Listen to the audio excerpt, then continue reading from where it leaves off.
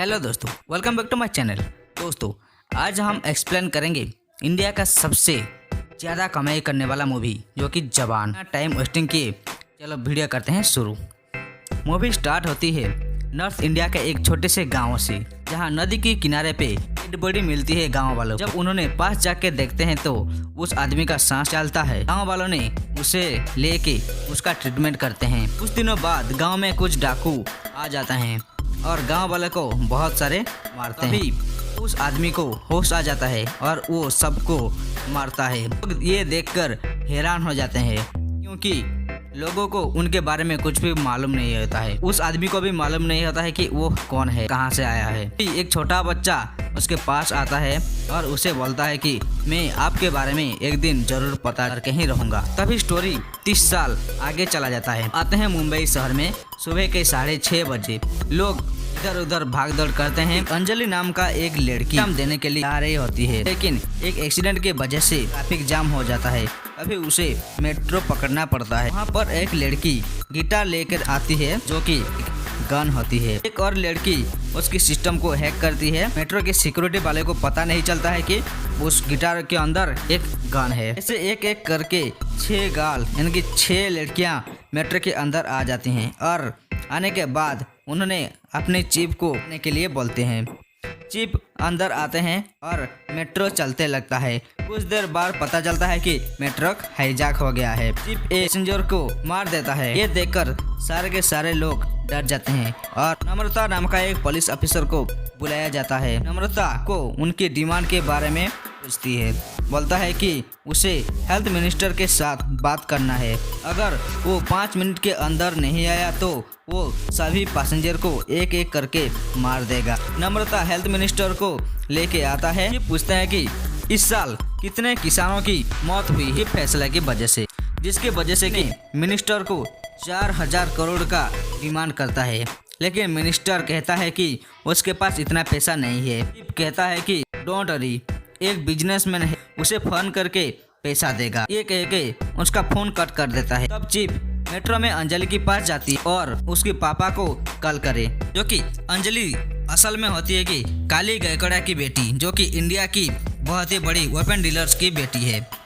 वो कॉल करती है उसके पापा को, बोलते हैं कि उसे नाम किया गया है और इतना पैसा का डिमांड है। जैसे काली सुनता है पैसा तुरंत देने के लिए बोलती है अपनी बेटी को बचाने के लिए, लेकिन नम्रता उसे मना करती है पैसा देने के लिए। चीफ को पकड़ना चाहती थी, लेकिन काली के लिए उसकी बेटी बहुत मायने रखती है, जिसके वजह से उन्हें पैसा ट्रांसफर कर देती है। नम्रता ट्रैप करने की कोशिश करती है कि पैसा किसके अकाउंट ट्रांसफर हुआ है, लेकिन नहीं कर पाती क्योंकि वो पैसा 7 लाख लोगों के अकाउंट पे चला जाता है। सब किसान होते हैं। ये सब देख के अंजलि बहुत गुस्सा हो जाती है क्योंकि उनके पापा की इतने सारे पैसा जो ले लिया गया है। अंजलि को लक्ष्मी की कहानी बताने लगती है जो कि इनकी टीम की थी। लक्ष्मी एक छोटी सी गांव की लड़की थी। उसके पापा एक किसान थे और बहुत ही मेहनत से वो एक ट्रैक्टर लिए थे, लेकिन खेती ठीक से नहीं होती थी, इसके वजह से उन्होंने वो ट्रैक्टर का EMI नहीं दे पाती थी। तो एक दिन बैंक वालों ने घर आती है और EMI नहीं देने के वजह से उन्हें बहुत मारते हैं और चले जाते हैं। इस सब के वजह से लक्ष्मी की पापा सुसाइड कर लेते हैं। जब सब लोग रोते रहते हैं, तब कुछ लोग ब्याज का पैसा मांगने के लिए आते हैं। उनके पापा के मौत की वजह से कुछ दिन और मोहलत मांगते हैं, लेकिन वो लोग कुछ भी नहीं सुनते हैं और लक्ष्मी की माँ की मंगलसूत्रों को छीन लेते हैं। तभी लक्ष्मी गुस्से में आके उसी आदमी की सर पे एक फाला से मार देती है, जिसकी वजह से उसे जेल हो जाती है। स्टोरी फिर से प्रेजेंट में आती है।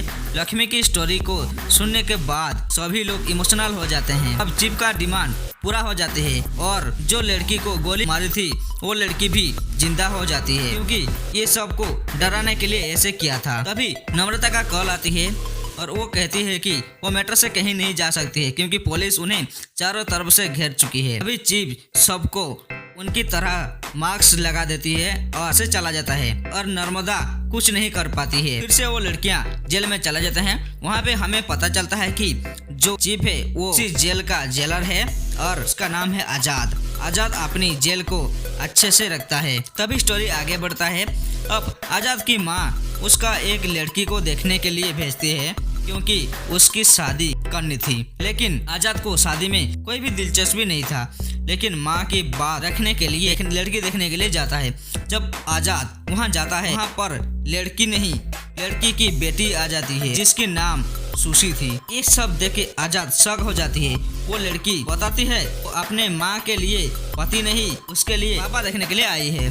सुशी को आजाद पसंद आती है और दोनों में अच्छा तालमेल बन जाती है। अगले ही दिन सुशी कल करके आजाद को बुलाती है स्कूल में, क्योंकि टीचर ने उसकी पेरेंट्स के साथ बात करने के लिए चाहती है, क्योंकि सुशी एक ही सब्जेक्ट पास हुई है। सुशी की माँ बहुत स्ट्रिक्ट है, जिसकी वजह से सुशी आजाद को कल करके बुलाती है। आजाद भी स्कूल में चला जाता है, तभी उसे पता चलता है कि सुशी की माँ जो है वो और कोई नहीं नम्रता है।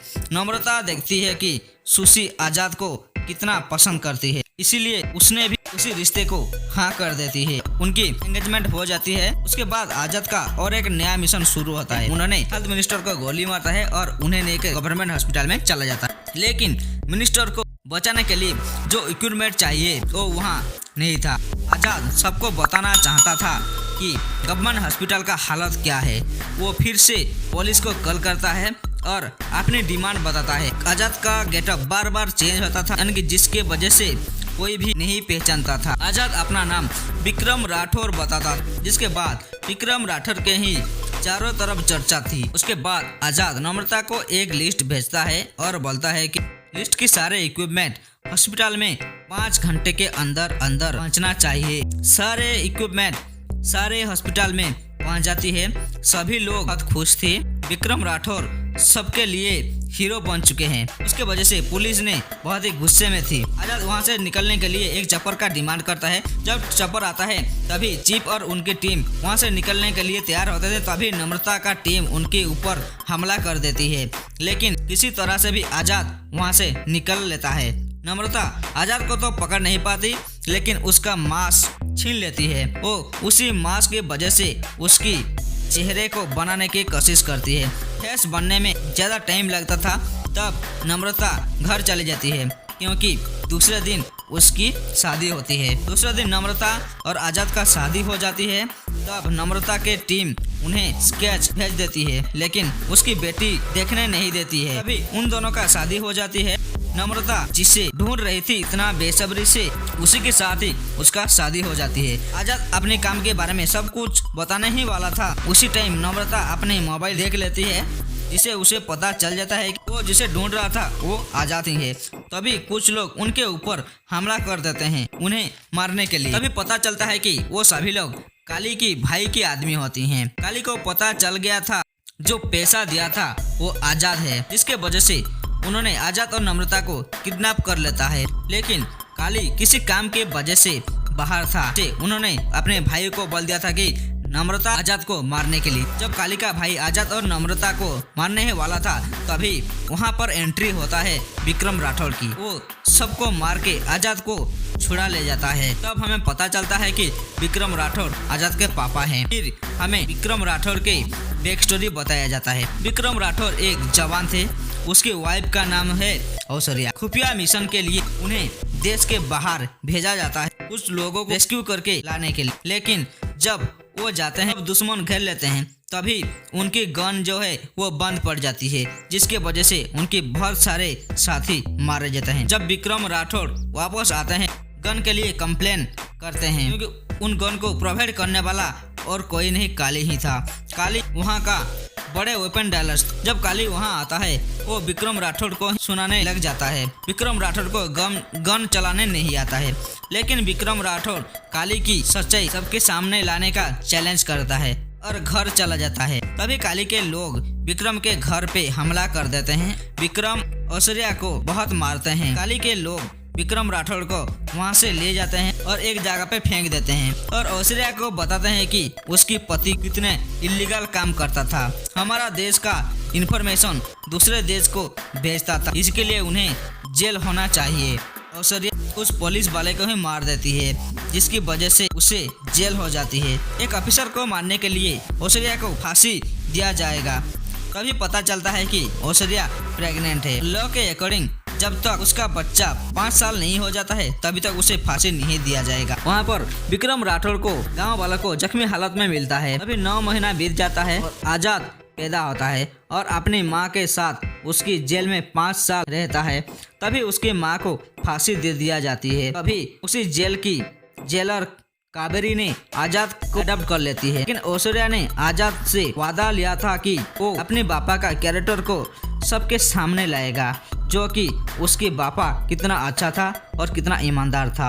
आजाद अपनी माँ को किया हुआ वादा पूरा कर रहा था। अब स्टोरी प्रेजेंट में आ जाता है जब विक्रम राठौर आजाद को बचा लिया था, लेकिन अभी भी उनकी मेमोरी रिकवरी नहीं हुई थी। एक्चुअली जो पुलिस ऑफिसर आजाद को मेट्रो में मिला था वो पुलिस ऑफिसर विक्रम जहां पर रहता था उसी गांव का रहने वाला था, जो कि विक्रम को वादा किया था बड़ा होगा उसके बारे में पता लगा कर रहेगा। जब वो आजाद को देखता है उसके बारे में पता करता है, उसे पता चलता है कि वो विक्रम उसके पापा है, जिसकी वजह से वो विक्रम को वहाँ पर लेकर आता था। तभी नर्मदा को दिखाया जाता है। नर्मदा समझ जाता है कि सब कुछ उसी जेल में शुरू होता है और उसी जेल में खत्म होता है। बन के उसी जेल में जाती है, उन्हीं लड़कियों को इमोशनल करती है। इसके वजह से उन्होंने आजाद के पूरा कहानी बता देती हैं।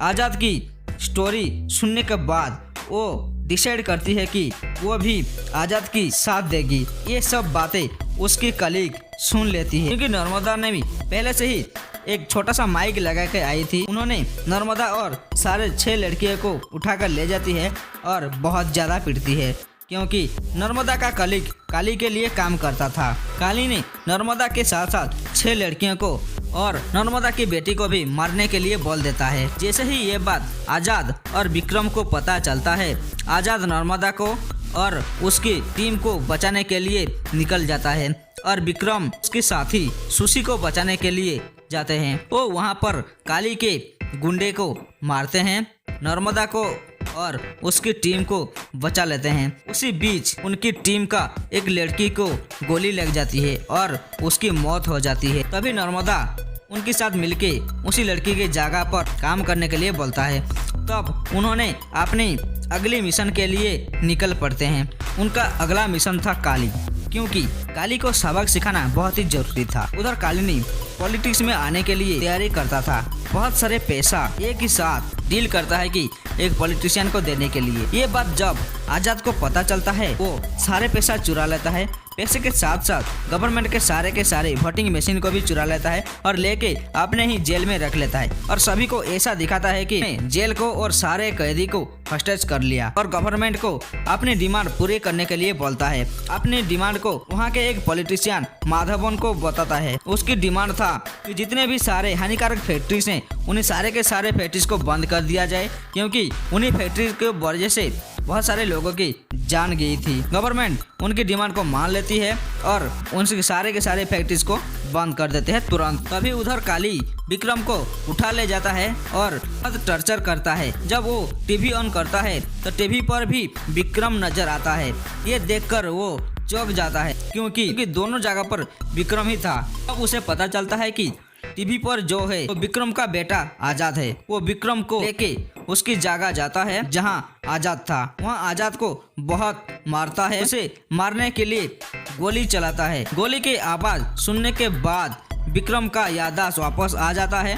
तभी होता है असली खेल। वो काली को बहुत मारता है और उसे फांसी दे देता है, जैसे कि आजाद की माँ को फांसी दिया गया था। और वहाँ से निकल लेते हैं। तब हमें पता चलता है कि माधवन भी आजाद के साथ मिला हुआ था। उन्होंने ही आजाद को न्यू मिशन के लिए रेडी होने के लिए बोलता है। तभी मूवी एंड हो जाता है। दोस्तों, मैं आशा करता हूं कि आप सभी को मेरा एक्सप्लेन अच्छा लगा है। अगर अच्छा लगा तो वीडियो को एक लाइक और शेयर कर लो। तभी साथ ही साथ चैनल को सब्सक्राइब भी कर लो। मिलते हैं फिर नेक्स्ट वीडियो में, तब तक के लिए बाय।